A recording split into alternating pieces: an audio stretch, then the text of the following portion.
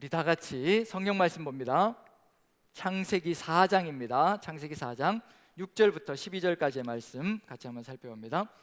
창세기 4장 6절부터 12절까지의 말씀. 자, 천천히 한 절 한 절 같이 우리 가정에서도 이곳에서도 교독해 봅니다. 같이 한번 봉독합니다. 같이 읽습니다. 시작. 여호와께서 가인에게 이르시되 내가 분하여 함은 어찌 됨이며 안색이 변함은 어찌 됨이냐. 내가 선을 행하면 어찌 낯을 들지 못하겠으며 선을 행하지 아니하면 죄가 문에 엎드려 있느니라. 죄가 너를 원하나 너는 죄를 다스릴지니라. 가인이 그의 아우 아벨에게 말하고 그들이 들에 있을 때에 가인이 그의 아우 아벨을 쳐 죽이니라. 여호와께서 가인에게 이르시되 내 아우 아벨이 어디 있느냐. 그가 이르되 내가 알지 못하나이다. 내가 내 아우를 지키는 자니까. 이르시되 내가 무엇을 하였느냐. 내 아우의 핏소리가 땅에서부터 내게 호소하느니라. 땅이 그 입을 벌려 내 손에서부터 내 아우의 피를 받았은즉 내가 땅에서 저주를 받으리니 내가 밭을 갈아도 땅이 다시는 그 효력을 내게 주지 아니할 것이요 너는 땅에서 피하며 유리하는 자가 되리라. 아멘. 아멘. 네, 요셉 이야기를 하다가 또 한번 창세기 4장으로 가인과 아벨 이야기로 다시 돌아가 봤는데요. 요즘 인터넷 뉴스라든가 이런저런 소식들, 세상의 소식들을 접해보면 지금 오늘 읽은 이 내용이 딱 축소판이 아닌가라는 생각이 듭니다. 이 가인과 아벨 이야기의 확장판이 지금 우리가 살아가고 있는 세상의 모습이 아닌가라는 그런 생각이 들어서 같이 한번 이 내용을 가지고 요셉 이야기가 연결시켜서 어떤 길을 걸어가야 될 것인가를 한번 같이 나눴으면 하는 마음에서 같이 한번 이 부분을 다시 한번 살펴봅니다. 요즘 뉴스를 보면 이런 이야기들이 상당히 많이 등장합니다. 어린 아이들의 생명을 상당히 경시하는 그런 풍조들이 굉장히 만연해 있다는 것을 깨닫게 됩니다. 이 3살짜리 아이를 집에 놔두고 이 남친과 놀기 위해서 2박 3일, 3박 4일 이렇게 집을 비우다 보니까 아이가 언제 죽었는지도 모르게 죽어 있는 것을 발견하게 되는 그런 이야기가 들리고요.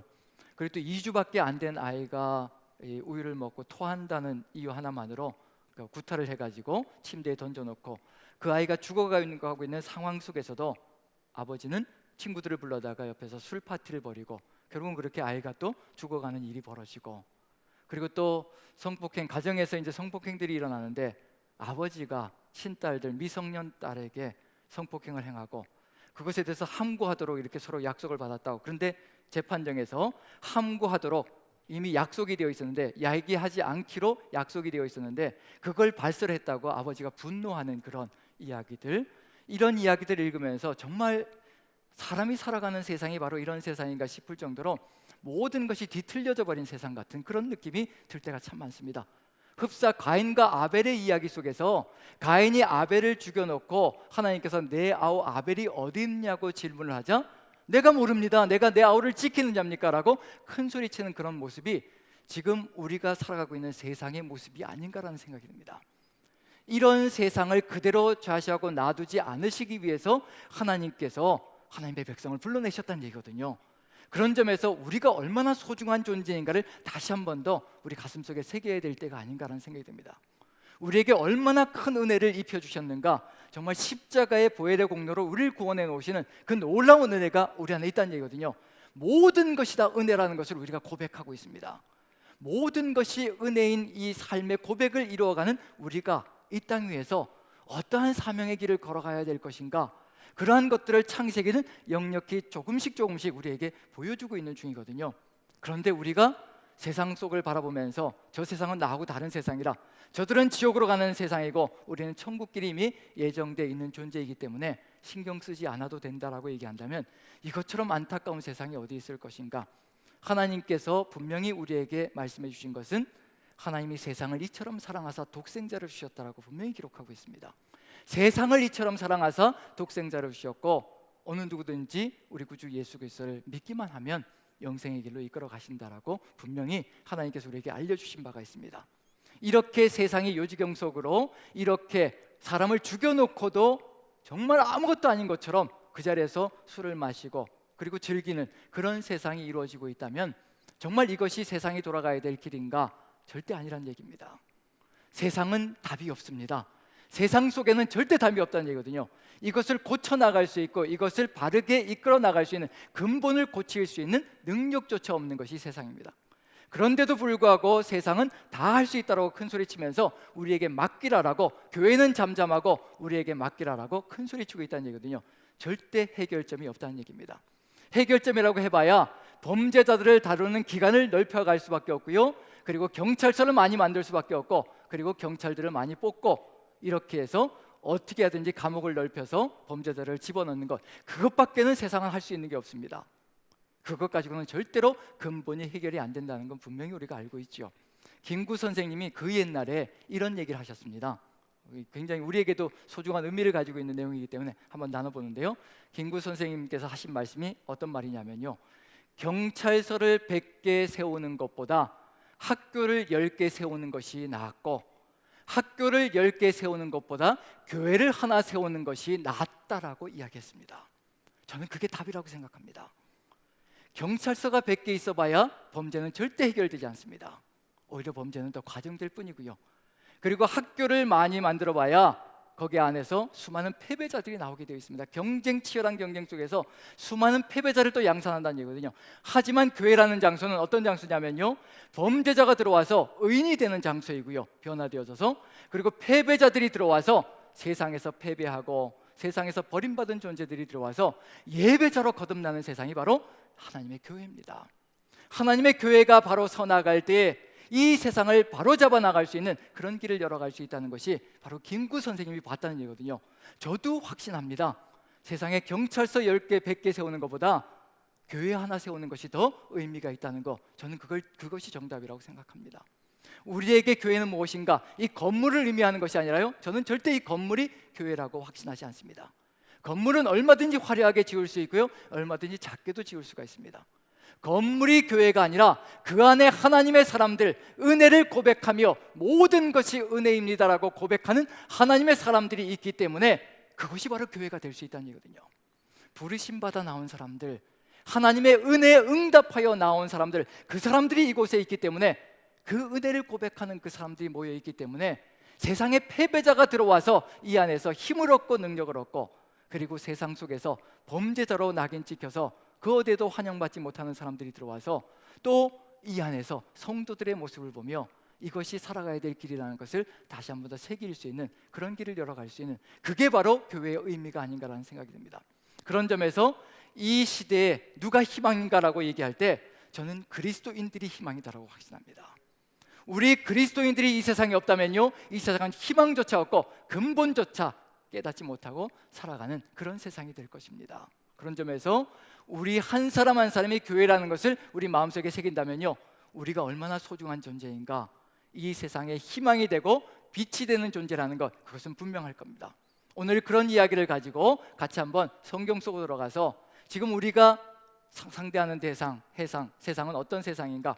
바로 가인이 아벨을 죽이고도 큰소리치는 세상, 내가 무엇을 잘못한 것이 있느냐라고 큰소리치는 세상, 그런 세상이 바로 우리가 지금 들어가서 빛을 발해야 될 세상이라는 것을 우리가 마음에 새긴다면요, 지금 창세기가 가고 있는 길 하나하나가 어떤 세상인가?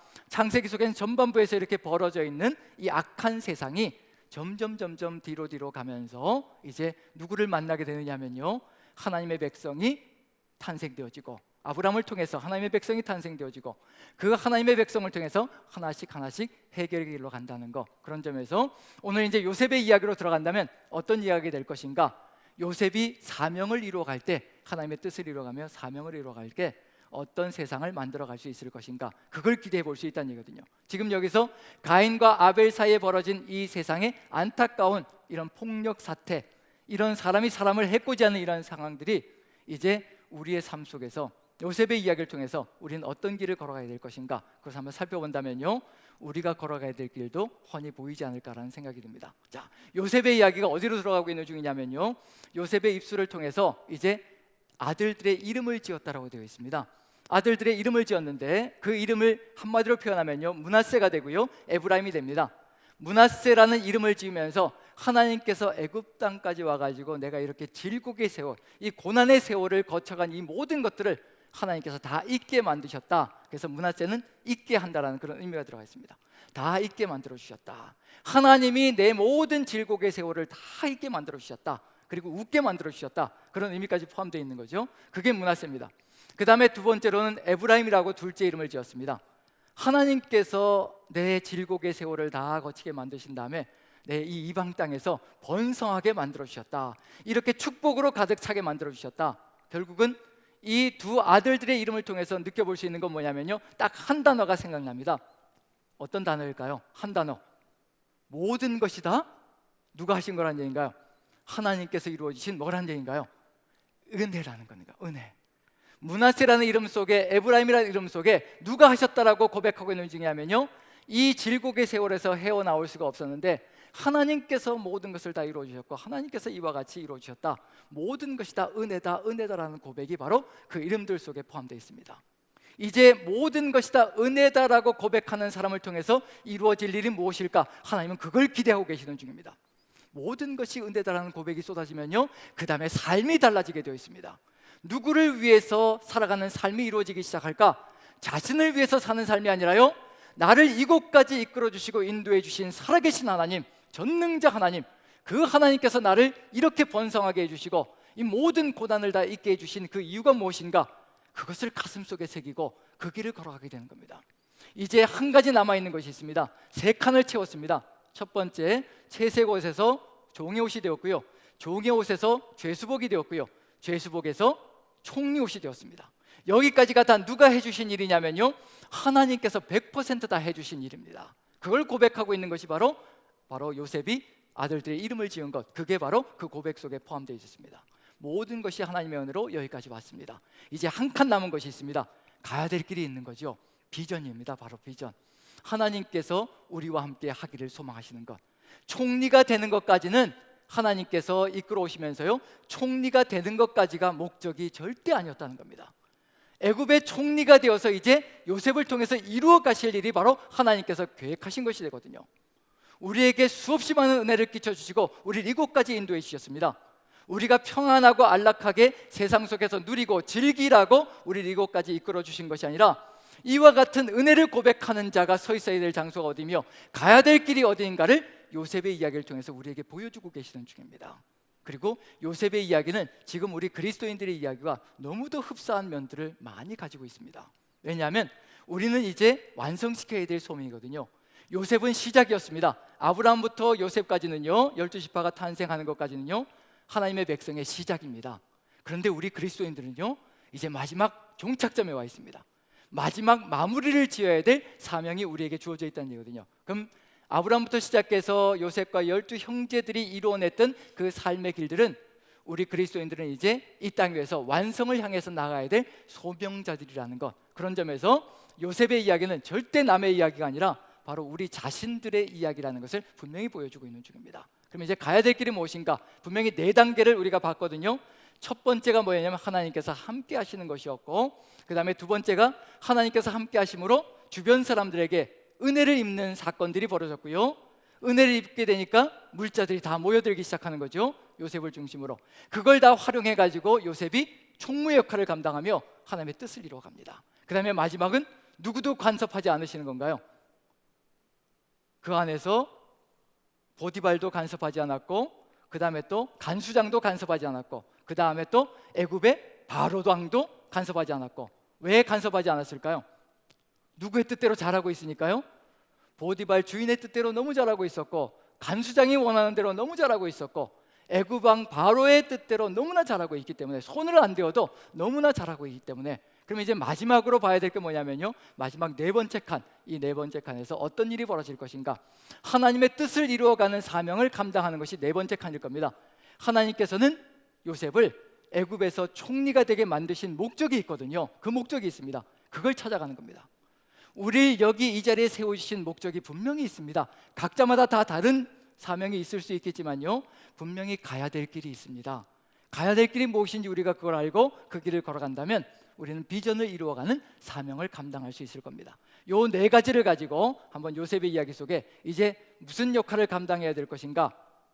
보디발의 집에서 총무의 역할을 감당했고요, 그 다음에 감옥에서 총무의 역할을 감당했고요, 애굽에서 총리 역할을 감당하고 있습니다. 이제 하나님 나라에서 어떤 역할을 감당해야 될까요?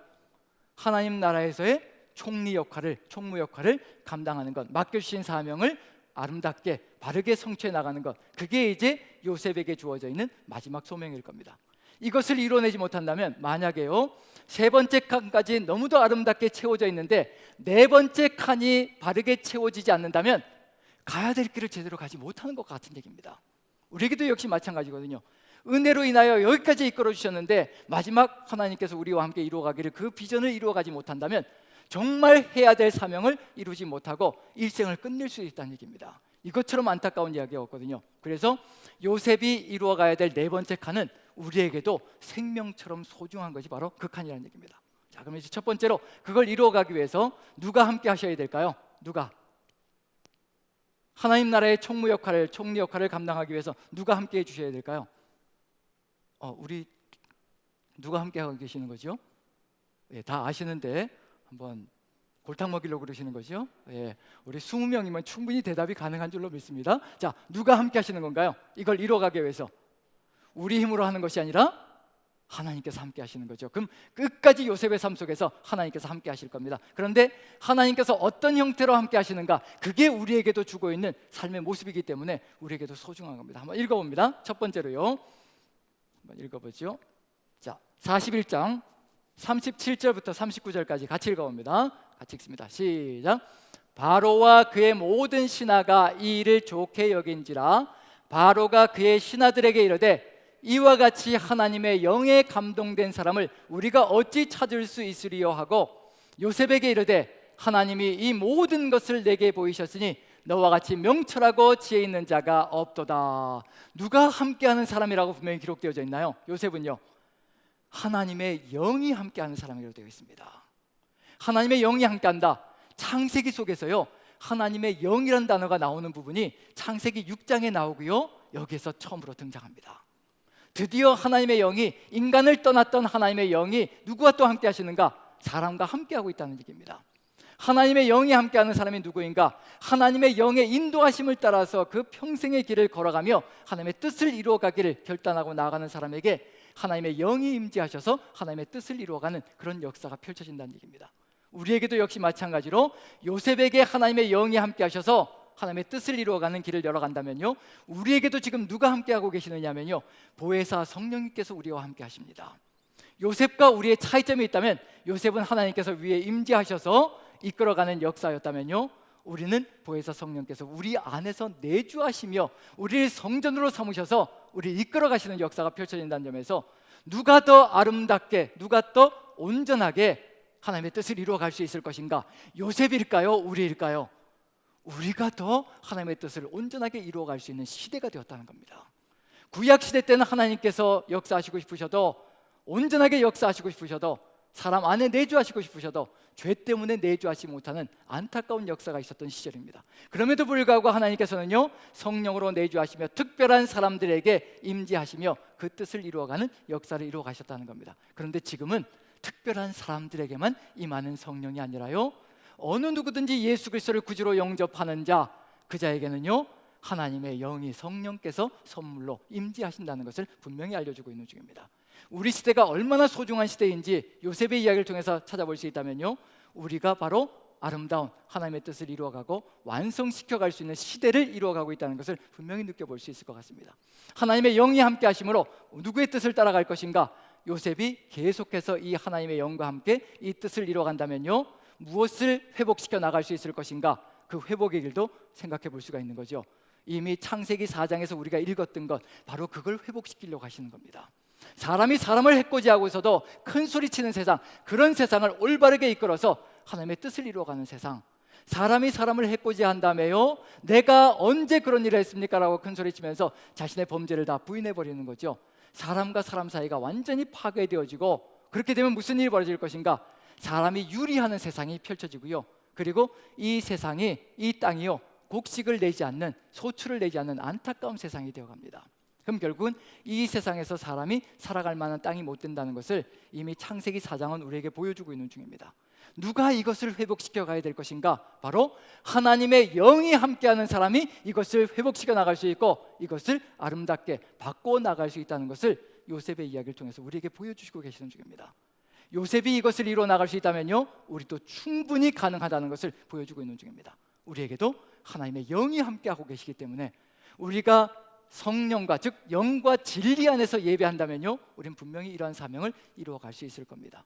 성령의 인도하심을 따라 하나님의 진리를 따라서 그대로 살아간다면 이 세상은 다른 세상을 만들어갈 수 있다는 것을 분명히 요셉의 이야기 통해서 보여주고 있는 중입니다. 자, 이렇게 해서 하나님의 영이 요셉을 떠나지 않으시고요, 요셉과 함께 하시며 요셉을 이끌어가며 하나님의 뜻을 펼쳐가게 만들어 주십니다.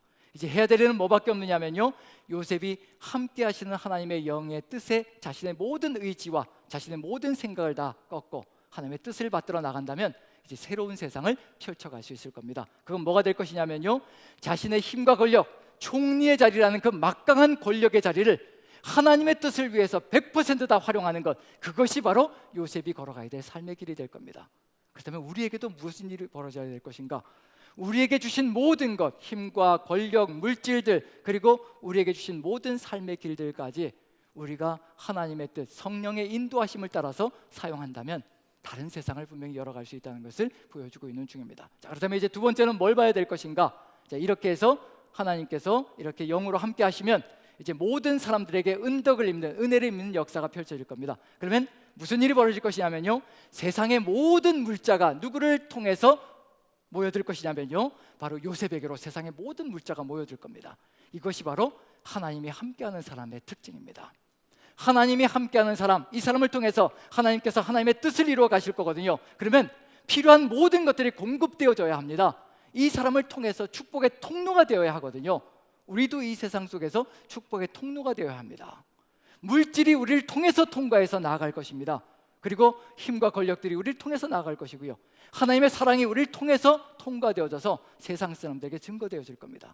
모든 필요한 물자들이 누구를 중심으로 모일 거냐면요, 요셉을 중심으로 모여들기 시작할 겁니다. 그래야 하나님의 뜻을 이루어가는 역사가 펼쳐질 거거든요. 하나님은 그걸 해주실 겁니다. 자, 그 다음에 한번 읽어봅니다. 41장 46절부터 49절까지요 어떤 일이 벌어지는지, 모든 사람들에게 은덕을 입어 이런 일이 벌어집니다. 46절부터 같이 읽습니다. 시작. 요셉이 애굽 왕 바로 앞에 설 때 30세라 그가 바로 앞을 떠나 애굽 온 땅을 순찰하니 7해 풍년에 토지 소출이 심히 많은지라 요셉이 애굽 땅에 있는 그 7년 곡물을 거두어 각 성에 저장하되 각 성읍 주위의 밭의 곡물을 그 성읍 중에 쌓아두매 쌓아둔 곡식이 바다 모래같이 심이 많아 세기를 그쳤으니 그 수가 한이 없음이었더라. 요셉에게로 모든 것이 다 모여듭니다. 필요한 모든 것들이 공급되어지고요, 애굽 백성들이 모은 모든 것들이 다 요셉에게로요 모여들기 시작합니다. 이것들을 모으시는 이유, 이것들을 모으게 만드시는 이유가 뭘까? 우리에게 이렇게 수많은 것들을 주시는 이유가 뭘까? 축복의 선물을 허락하시는 이유가 뭘까? 우리에게 그것을 허락하시는 이유가 분명히 있을 겁니다. 이와 같이 다 모은 것들을 나 자신을 위해서 사용하라는 그런 의미가 포함되어져 있는 것이 아니라 나를 위해서도 사용할 수 있겠지만, 하지만 더 중요한 것은 하나님께서 뜻하신 바가 있으시다는 것, 소명의 길을 걸어가야 될 것이라는 것. 무엇을 이루어야 될 것이냐면요, 하나님 나라 총리 역할을 감당해야 될 겁니다. 애굽만을 위해서 살아가는 총리 역할이 아니고요, 하나님 나라의 총리입니다. 하나님 나라의 총리라면요, 모든 백성들이, 이 세상의 모든 사람들이 다 하나님의 백성들입니다. 애굽 백성만을 위해서 이 일을 벌이는 거 아니라는 얘기거든요. 즉 이 세상 모든 민족을 위해서 축복의 통로가 되는 것, 그리고 또 하나님의 뜻이 있다면 이제 무엇을 이루어가야 될 것인가? 창세기 4장에서 우리가 보았던 것, 사람과 사람 사이가 완전히 산산조각 나버렸습니다. 사람과 사람 사이까지도 이 모든 것들을 가지고 아름답게 회복시켜 나가는 것, 그것이 바로 누구에게 주어진 소명이냐면요, 바로 요셉에게 주어져 있는 소명입니다. 우리에게도 역시 마찬가지입니다.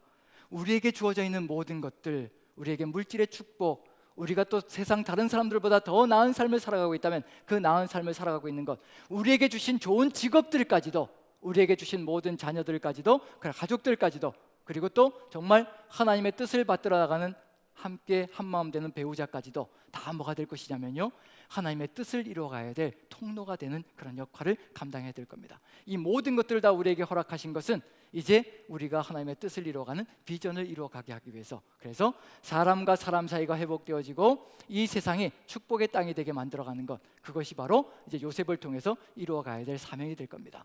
자, 우리의 삶을 한번 돌아본다면, 우리에게 이 많은 것들이 모여든다면 우리는 어떤 길을 걸어갈 것인가 한번 생각해 보십시오. 우리를 중심으로 이 모든 물자들이 다 모여든다고 생각해 보십시오. 내가 애굽의 총리가 되고 내가 이 세상의 능력을 가지고 살아가면서 이 모든 것들이 모여들 때 이것을 누구 것이라고 우리가 고백할 것인가?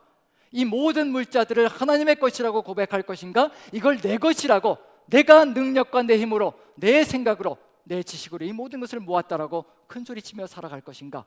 요셉의 이야기 속에 그럴 수도 있는 가능성이 충분히 열려 있습니다.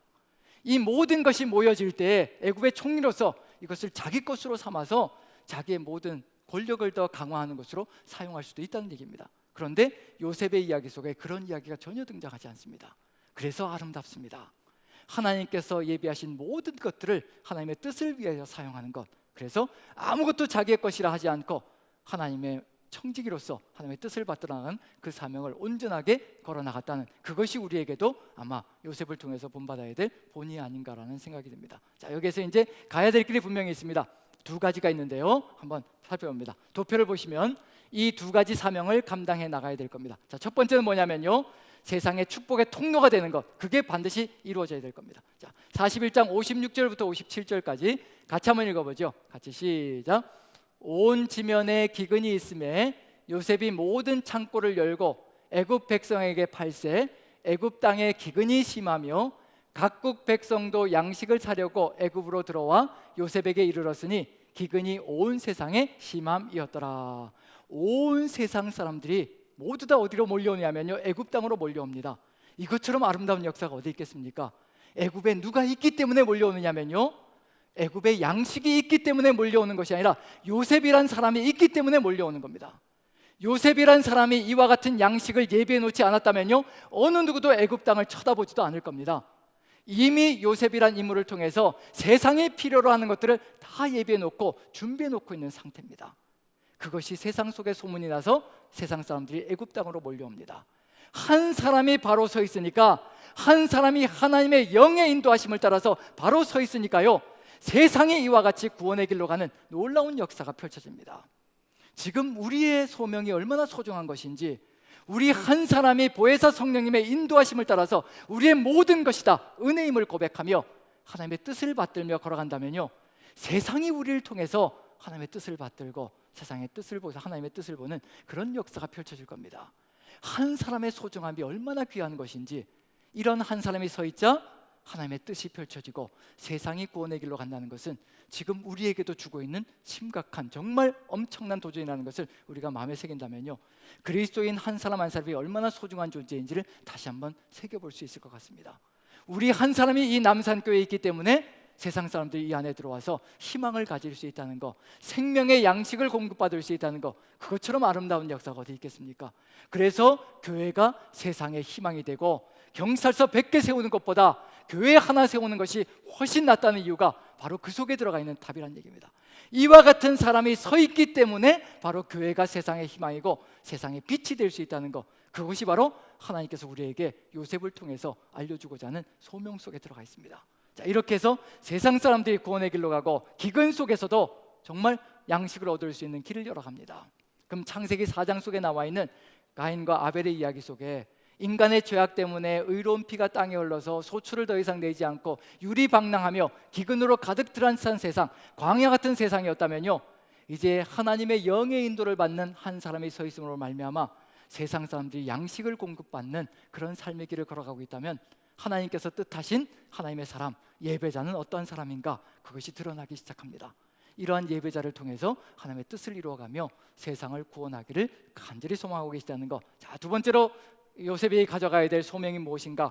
이제 형제들 사이, 가인과 아벨 사이가 부서졌다면요, 이제 형제들 사이도 아름답게 접합시켜서 연합시키는 길로, 용서하고 화해하고 연합하는 길로 가게 만드는 것, 그것이 바로 요셉의 이야기 속에 들어가 있는 과제가 될 겁니다. 하나님 나라의 총무로서요 그 역할을 감당해야 되는 거죠. 45장 5절, 9절, 11절 부분 한번 읽어봅니다. 5절 먼저 읽어봅니다. 같이 읽습니다. 시작.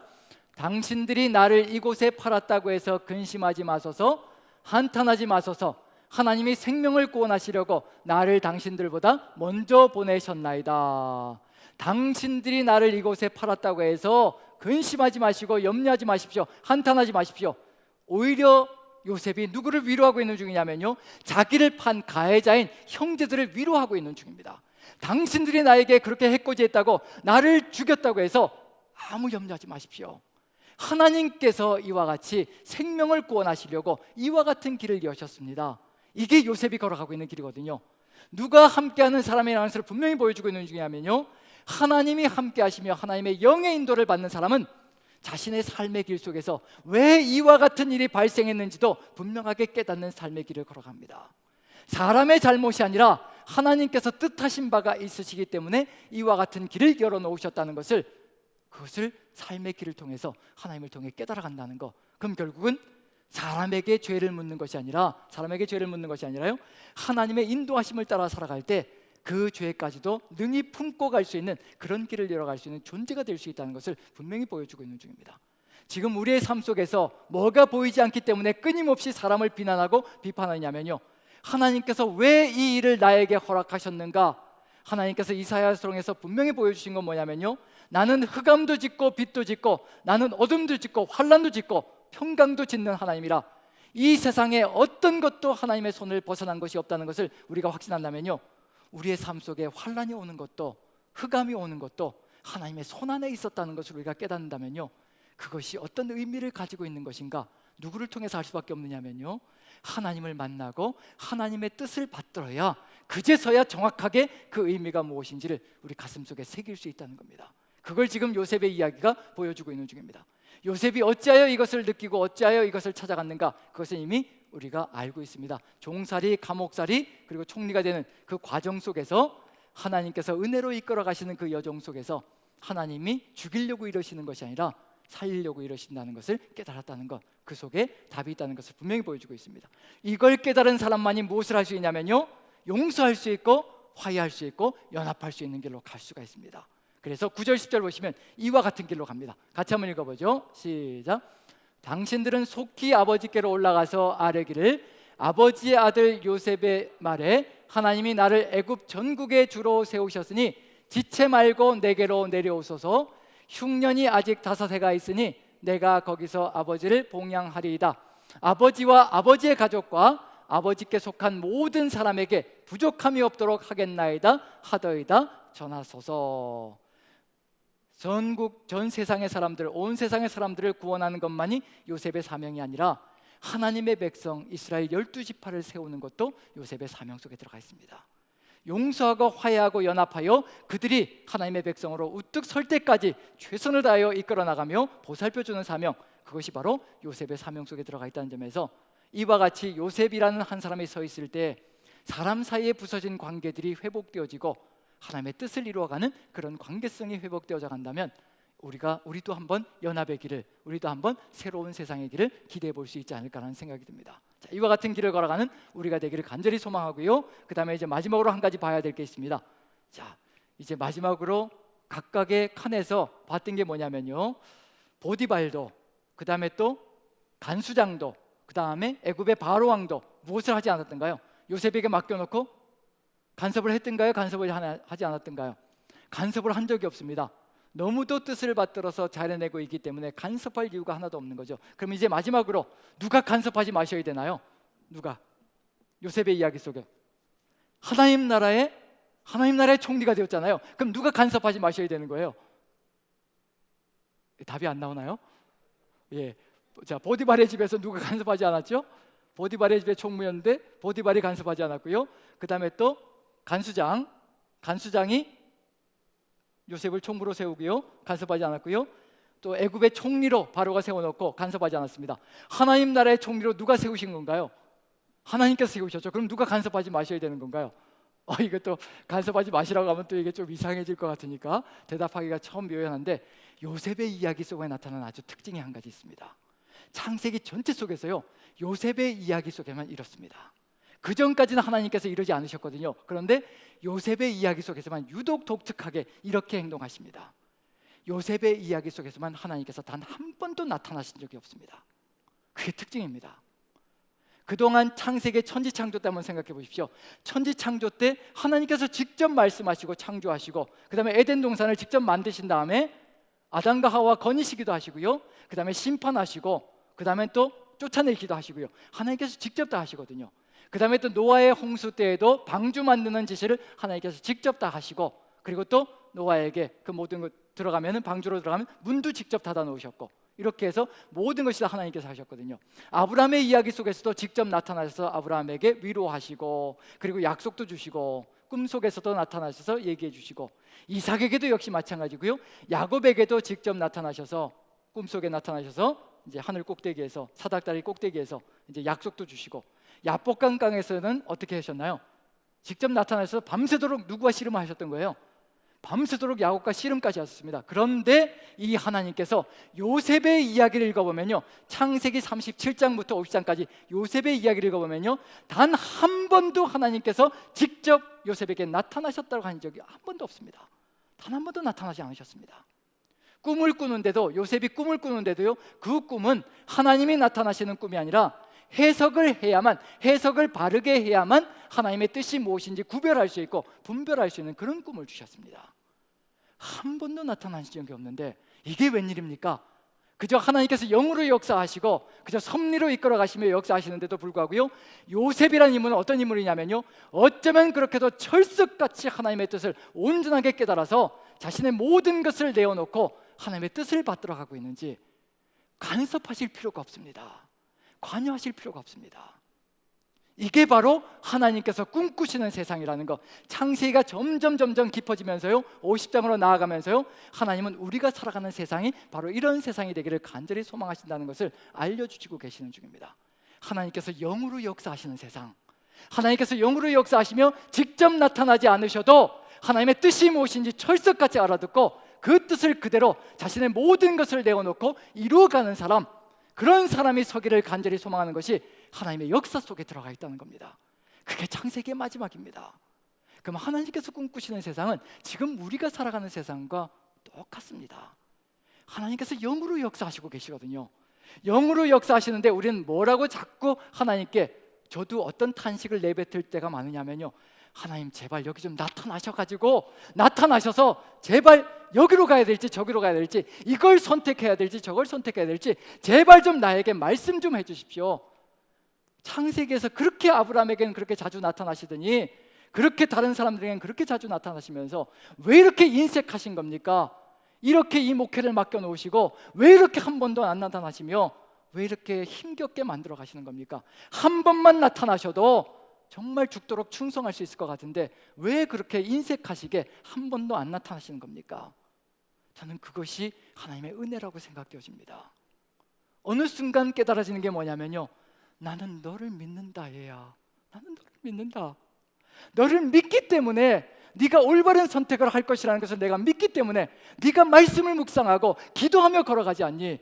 내가 성령으로 역사하며 네 기도를 이끌어갈 것이고 말할 수 없는 탄식으로 네 기도를 이끌어가며 네가 말씀을 묵상할 때마다 내가 너의 길이 어때야 될 것인가를 내가 말씀을 통해서 이끌어갈 것인데 무엇이 그리도 답답하여 이렇게도 호소하고 이렇게도 울부짖느냐?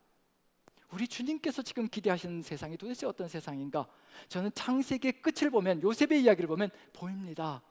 하나님께서 영으로 역사하시고요, 하나님께서 직접 나타나지 않으셔도 영으로 역사하시는 그 하나님의 뜻을 온전히 받들어서 하나님의 뜻을 온전히 이끌어 정말 세상이 무너져가고 있는 상황 속에서 세상을 구원의 길로 이끌어가며 세상 사람들이 생명의 길을 열어갈 수 있도록 그 길을 열어가며 주신 모든 것들을 자기네 욕망을 위해서 사용하는 것이 아니라 하나님의 뜻을 위하여 모든 것을 다 내어놓는 사람.